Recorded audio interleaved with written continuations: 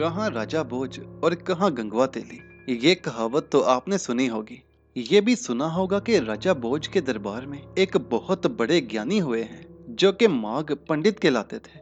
वो राजा के दोस्त भी थे। एक दफा का जिक्र है कि राजा भोज और माघ पंडित सैर करने गए।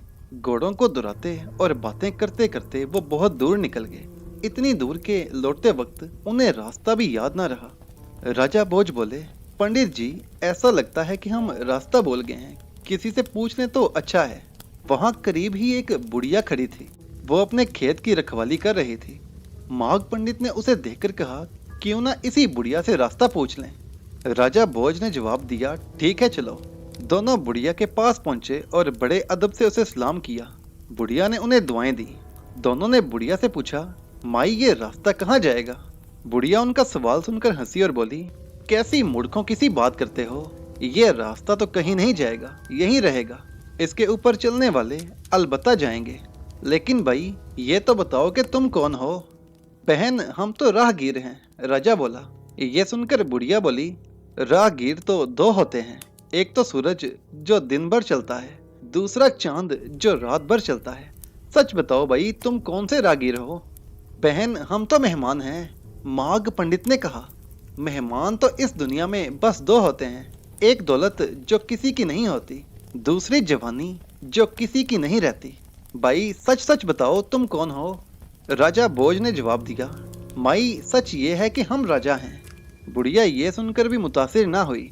बोली, मैंने सुना है कि राजा तो बस दो होते हैं, एक तो राजा इंद्र जो बारिश के जरिए सबको जान देता है, दूसरा यमराज जो सबकी जान लेता है। तुम कौन से राजा हो। बहन, हम तो मजबूर हैं, माघ पंडित ने कहा। मजबूर तो दो होते हैं, एक जमीन और दूसरी औरत, लेकिन तुम तो ना जमीन हो और ना औरत। भाई कुछ तो बोलो कि तुम कौन हो। बुढ़िया ने फिर सवाल किया। माई हम तो गरीब हैं, राजा बोला। गरीब भी दो हुआ करते हैं, एक तो बकरी का जाया बकरा और दूसरी लड़की। बुढ़िया कहने लगी।